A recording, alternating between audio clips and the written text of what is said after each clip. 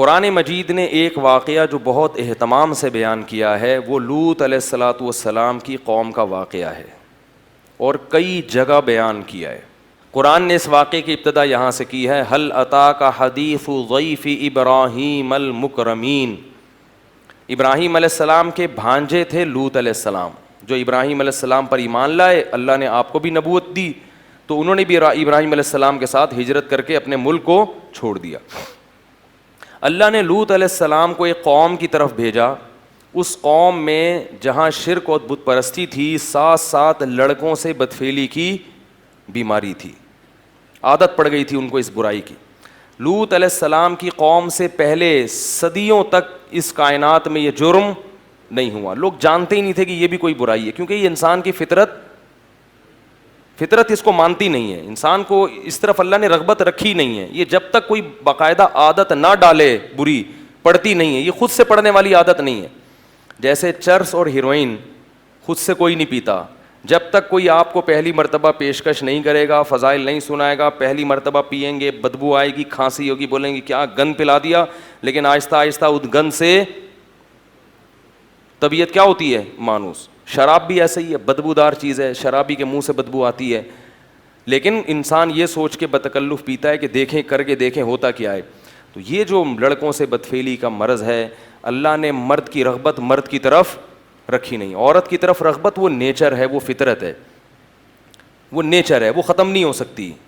اور وہ ختم ہوگی تو یہ غلط ہے. تو اللہ نے پیدا کی ہے نا, وہ تو نیچر کا حصہ ہے. مرد کی طرف, لڑکے کی طرف رغبت ہونا یہ نیچر کا حصہ نہیں ہے, یہ بیماری ہے. یہ بیماری ہے, یہ گندگی ہے.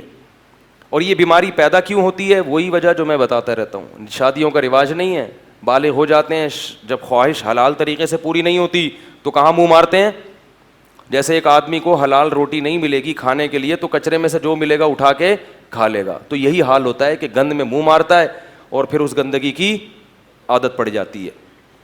بعض لوگ ایسے ہوتے ہیں جن کو بلوغت کے وقت ہی عادت ہوتی ہے اس کی, تو وہ لوگ ہوتے ہیں جنہوں نے دوسرے نے ان کو خراب کیا ہوتا ہے. کسی دوسرے نے, جس کی عادت خراب ہو چکی ہوتی ہے, اس نے خراب کیا ہوتا ہے اس کو. تو ہے یہی کہ جب آپ فطرت سے دور ہٹو گے, نکاح سے دور بھاگو گے, تو گندگی میں اللہ تعالیٰ شیطان کو آپ پہ مسلط کر دے گا اور وہ شیطان آپ کو گندگی میں, بولو بھائی, ڈال دے گا.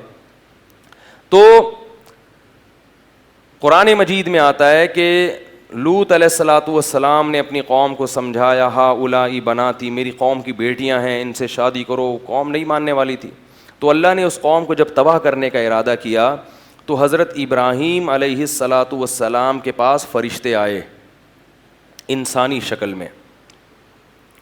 ابراہیم علیہ السلام کے بارے میں قرآن کہتا ہے کہ جیسے ہی فرشتے آئے ہیں نا, فما لبثا, ابھی ٹھہرے ہی نہیں, ان جاء بعجل سمین, بعجل حنیز, کہیں سمین ہے کہیں حنیز, موٹا بچڑا بھنا ہوا سامنے لا کے رکھ دیا.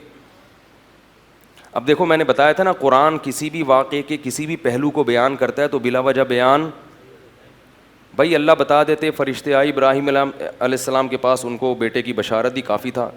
جہاں بھی قرآن میں یہ تذکرہ آیا ہے, قرآن نے بچڑے کا ذکر لازمی کیا اور یہ بھی ذکر کیا کہ جلدی سے لائے. فراغ الی اہلہ, گھر والوں پہ ٹوٹ پڑے کہ فوراً لو, فوراً لے کر آؤ, کھانا لے کر آؤ, مہمان آئے ہیں. اور ایک جگہ آتا ہے فلبثا, فما لبثا, بھی ٹھہرے ہی نہیں تھے کہ بھنا ہوا بچڑا حاضر. یہ کیوں بتا رہے قرآن؟ ابراہیم علیہ السلام کی سخاوت بیان کرنے کے لیے. خود غریب تھے لیکن کھانا بھی کیسا, بھنا ہوا بچڑا. کیا بار بار بکرا نہیں, ارے آپ مرغی سمجھ رہے ہو یار, بچڑا. سبحان اللہ. تو گائے کا بچہ ہوتا ہے نا, اس کو بچڑا بولتے ہیں. چھوٹا سا بچڑا پورا صحیح سالم تندور میں پکا کے سامنے. دمبے تو ہم نے بھنے ہوئے کھائے ہیں, بچڑا آج تک نہیں دیکھا. تو وہ سامنے رکھ دیا. فلما رأى أيديهم لا تصل إليهم, آپ کو پتہ ہے ایک آدمی مسافر بھی ہو, تھکا ہوا بھی ہو, اس کے سامنے تو مسور کی دال بھی آئے گی تو کھانا شروع کر دے گا. لیکن مسافر تھکے ہوئے دور سے آئے ہوئے, ان کے سامنے اتنا زبردست بچڑا جس کو سن کے ہمارے منہ میں پانی آ رہا ہے, تو دیکھنے والے کے منہ میں کیسا پانی آئے گا. لیکن ابراہیم علیہ السلام دیکھتے ہیں کہ یہ ان کا تو ہاتھ اس کے قریب جا ہی نہیں رہا، کیونکہ اگر آپ کا بالفرض پیٹ بھرا ہوا بھی ہوتا ہے تو ایسی چیز میں 2 نوالے تو انسان کھا ہی لیتا ہے. یار اتنی محنت سے اتنی زبردست چیز بنائی ہے، 2 نوالوں میں تو کچھ نہیں جا رہا، چکھنے میں تو کچھ نہیں جا رہا. لیکن قرآن کہتا ہے کہ ہاتھ بڑھائے بھی نہیں انہوں نے کہ چلو چیک کیا ہوتا، نہیں گلا نہیں ہے صحیح، مرچیں زیادہ ہیں ہم نہیں کھا رہے بھائی، یا ہمارا تو پیٹ بھرا ہوا ہے ڈاکٹر نے منع کیا، نہ نہ نہ کچھ نہیں. ہاتھ ادھر ذرا سے بھی حرکت، کیونکہ وہ فرشتے تھے نا، ان کے لیے پتھر تھا، پتھر لا کے رکھ دو کسی پہ کیا رغبت ہوگی. لا تصلوا الیہم، دیکھا ہاتھ بڑھ نہیں رہے ہیں تو نکرہم واوجس منہم خیفہ، وحشت ہونے لگی ابراہیم علیہ السلام کو اور ڈر لگنے لگا. کیوں؟ اس میں بھی سبق ملتا ہے. اس لیے کہ عزت دار لوگ جب کسی کے گھر جا کے کھا لیتے ہیں تو اس سے دشمنی، بولو بھائی، نہیں رکھتے. دشمنی رکھنے والا وہی ہوتا ہے کہ جب وہ دشمنی ہے تو پھر آپ کا احسان، بولو بھائی، نہیں لیتا. ان کو ڈر یہ ہوا کہ کچھ بھی نہیں کھا رہے ہیں تو کہیں نقصان پہنچانے تو نہیں آئے.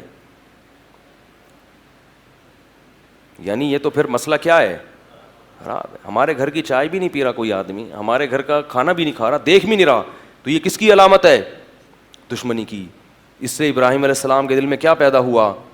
بولو بھائی، خوف، ڈر گئے یہ کیا ہو رہا ہے. اس سے یہ بھی پتہ چلتا ہے کہ پیغمبروں کے دل میں بھی خوف پیدا ہوتا ہے مخلوق سے. لوگ کہتے ہیں میں اللہ کے علاوہ کسی نہیں ڈرتا، کتا چھوڑ دو اس کے پیچھے ہیں، اتنا تیز بھاگے گا نا یہ کتا پیچھے اور یہ آگے. تو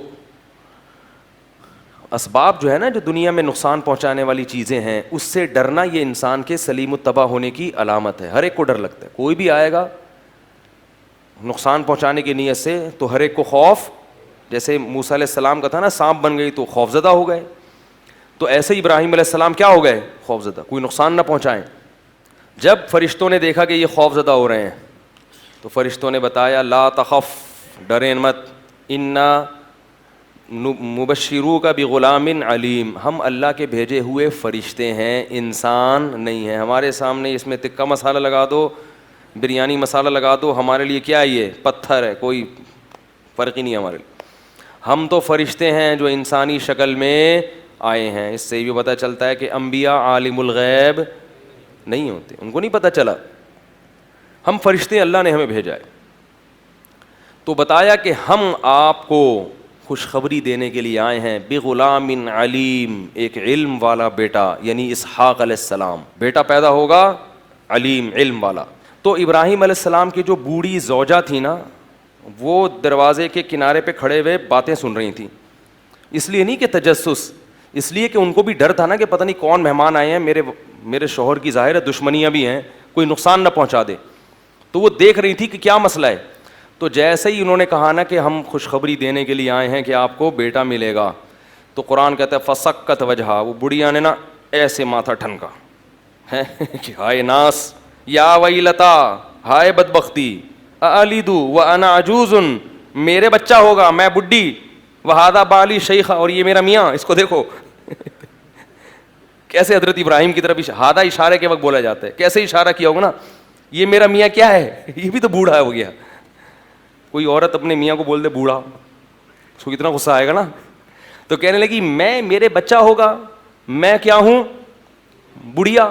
وہذا بالی، دیکھو اشارہ کیوں کیا. وہ یوں کہتی نا میرا میاں تو بوڑھا ہے تو ممکن ہے کنفیوژن ہو جاتی، کہہ رہی یہ والا اس کی بات کر رہے ہو یہ میرا میاں یہ والا، تو یہ میاں کو تو دیکھو یہ کیا ہے، یہ بھی بوڑھا ہو گیا، اس کے بال دیکھو سر کے سفید ہو گئے. تو فرشتوں نے کیا کہا؟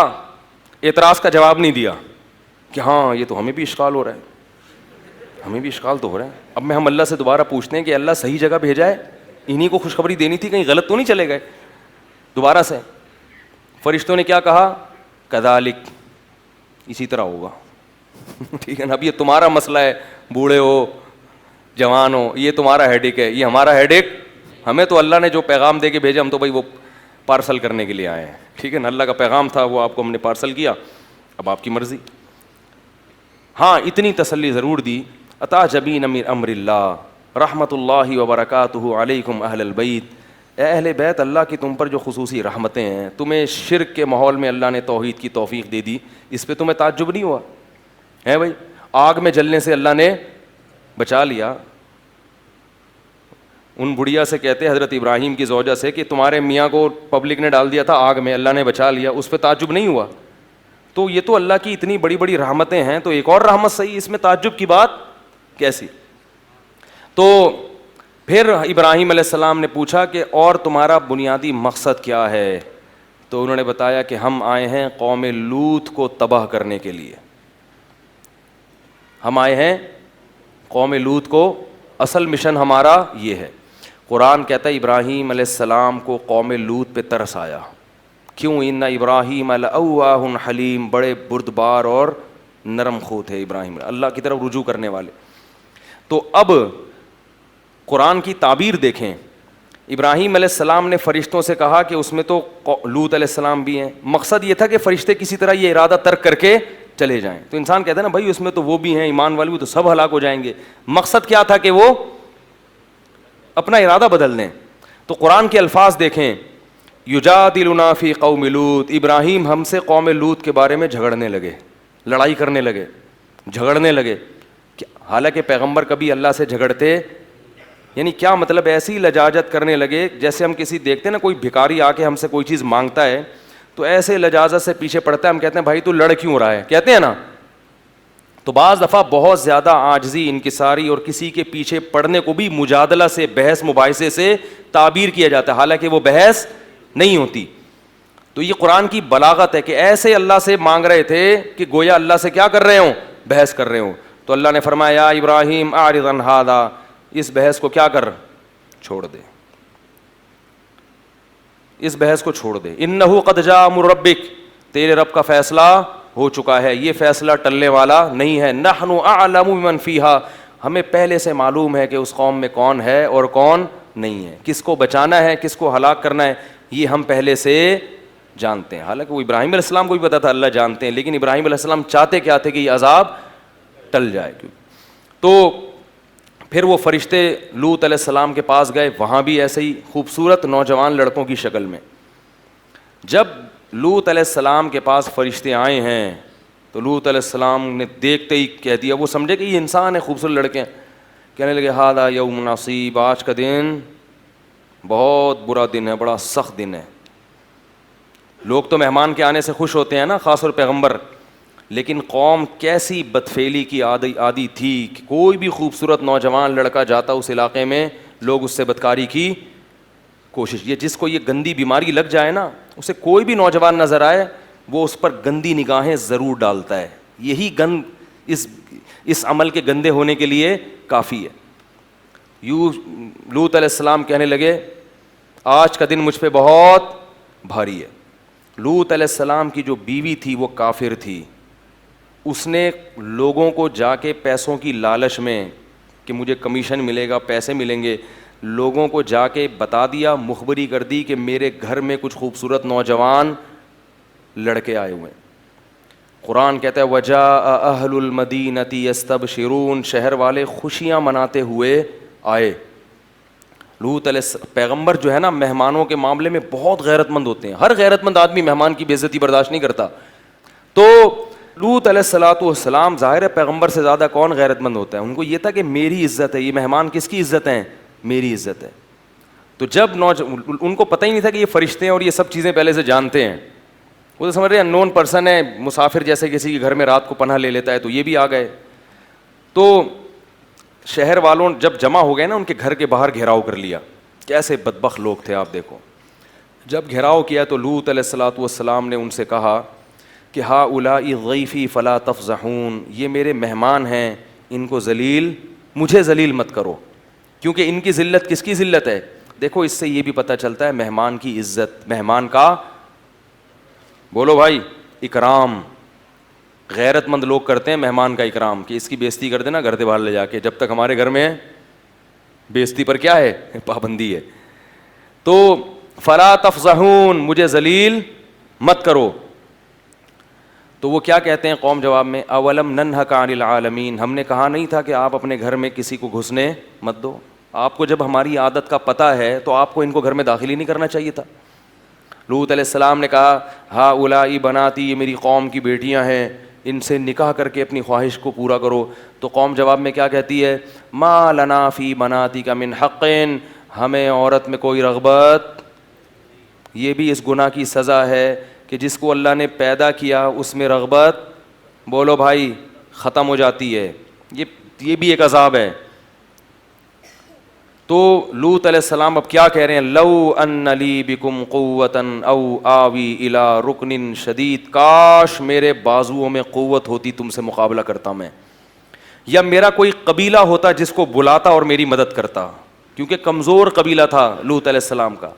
کاش کوئی قبیلہ ہوتا جو اس موقع پر میری۔ اس سے پتہ چلتا ہے کہ انسان اپنے جیسوں انسانوں سے مدد مانگنا یہ توکل کے خلاف، بولو بھائی، نہیں ہے۔ اللہ کو بھی یاد کیا اور ساتھ ساتھ قبیلے کو بھی، کہ وہ ہوتے تو شاید میری مدد کرتے، کوئی بھی نہیں ہے تو میں کیا کر سکتا ہوں۔ قرآن کے الفاظ دیکھو، لعمرک انہم لفی سکرتہم یعمہون، اے محمد صلی اللہ علیہ وسلم، ہمیں آپ کی عمر کی قسم کہ وہ نشے میں ڈوبے ہوئے تھے، انہیں پیغمبر کے اس قسم پرسی کا ذرہ برابر بھی ترس نہیں آ رہا تھا۔ جب اتنی قسم پرسی دیکھی نا فرشتوں نے، لوط علیہ، پہلے نہیں بتایا، اللہ بھی تو آزماتے ہیں نا اپنے بندوں کو۔ جب یہ قسم پرسی دیکھی ہے تو فرشتوں نے کہہ دیا یا لوط انا رسول ربک، اے لوط ہم انسان نہیں ہیں، ہم رب کے فرشتے ہیں، لن یصلوا الیک۔ پہلا تو تسلی کا جملہ یہ کہ یہ ہرگز آپ تک نہیں پہنچ سکتے، ہم تک تو پہنچنا دور کی بات، یہ ادھر آ ہی نہیں سکتے۔ بہت طاقتور فرشتے ہیں ہم، بہت طاقتور، یہ یہاں پہنچ نہیں سکتے۔ اب کرنا کیا ہے؟ جو ہم کہہ رہے ہیں وہ کرنا ہے آپ نے۔ فَأَسْرِ بِأَهْلِكَ، آپ کے اہل میں جتنے لوگ ہیں، رشتہ دار یا جو بھی ایمان لانے والے لوگ ہیں، ان کو لے کے راتوں رات یہاں سے چپکے سے نکل جائیں۔ بڑا آسان ہو رہا ہے لڑکیوں سے دوستی لگانا، زنا کرنا، ہوٹلوں میں لے جانا، بڑا آسان ہو رہا ہے۔ یہ آسان اس لیے نہیں ہو رہا کہ اللہ آپ سے خوش ہے، بلکہ اللہ پکڑنے کا ارادہ رکھتا ہے۔ جیسے لوط علیہ السلام کی قوم پہلے بدکاری کرتی تھی، مشکلات ہوتی تھیں ان کو، اب کیا ہوا کہ ان کے لیے بدکاری کو آسان کر دیا۔ خوبصورت لڑکے آ گئے، وہ خوش ہو رہے، اب تو بڑا آسان ہے، تو وہ آسان نہیں تھا، اب ان کے لیے عذاب کی، بولو بھائی، تیاری۔ تو گناہ کا آسان ہونا یہ اللہ کی رحمت نہیں ہے، اور یہ اس کی علامت نہیں ہے کہ آپ کے اللہ تعالیٰ چاہ رہے ہیں کہ آپ مزے اڑائیں، بلکہ یہ اس کی علامت ہے کہ آپ دل بھر کے اڑا لو تاکہ اللہ عذاب، سخت سے سخت عذاب میں پھر آپ کو پکڑے۔ تو اس لیے اللہ سے یہی دعا کیا کرو کہ اللہ ہمیں گناہ کا موقع نہ دے، ہمیں موقع ہی نہ دے گناہ کا، اور ایسی جگہوں پہ بھی نہ جاؤ جہاں آپ کے گناہ کا دل میں خیالات پیدا ہوں۔ ایک آدمی نے فلم دیکھنے سے توبہ کی، سینما گھر میں عادت تھی، وہ مجھے کہہ رہا ہے کہ میں جب بھی وہاں سے گزرتا ہوں میرا دل چاہتا ہے گھس جاؤں سینما میں۔ میں نے کہا جب تم نے توبہ کر لی ہے تو اس گلی سے گزرتے کیوں، اس ایریے سے گزرتے کیوں، راستہ بدل کے کیوں نہیں چلے جاتے؟ گزر بھی وہیں سے رہے ہیں تو ظاہر ہے پھر تو شیطان خواہش پیدا کرے گا۔ چرس چھوڑ دی، ہیروئن چھوڑ دی، بیٹھ انہیں دوستوں میں رہیں جو چرسی ہیں، پھر خیال پیدا ہوگا۔ زنا سے توبہ کر لی لیکن لڑکیوں کے نمبر ڈیلیٹ نہیں کیے، گپیں اسی طرح لگ رہی ہیں، فلمیں اسی طرح بیہودہ دیکھی جا رہی ہیں، پھر گناہ کے خیالات پیدا ہوں گے۔ تو توبہ یہ ہوتی ہے کہ آپ ان تمام متعلقات کو ختم کر دیں۔ میرے پاس لوگوں کی کال آتی ہے نا، میری ناجائز دوستی تھی، میں کہتا ہوں اس لڑکی کا نمبر بھی ڈیلیٹ کر دو، نمبر بلاک کر دو، پھر بھی اگر نہ ہو موبائل توڑ کے پھینک دو۔ یہ موبائل تمہیں اللہ کے عذاب سے نہیں بچائے گا قیامت کے دن۔ انسان نے پوری زندگی موبائلوں کے بغیر ہی زندگی گزاری آج تک، کوئی اتنی بڑی ضرورت نہیں ہے کہ جس کے بغیر تم جنت میں نہیں جا سکو گے یا روٹی نہیں ملے گی تمہیں کھانے کو۔ یہ چیزیں جہاں انسان کے لیے بہت مفید ہیں وہاں بہت زیادہ نقصان دہ بھی ہے۔ کوئی بھی چیز جو زنا کے قریب لے کر جا رہی ہے اس چیز سے میرے بھائی اپنے آپ کو بچانے کی کوشش کرو۔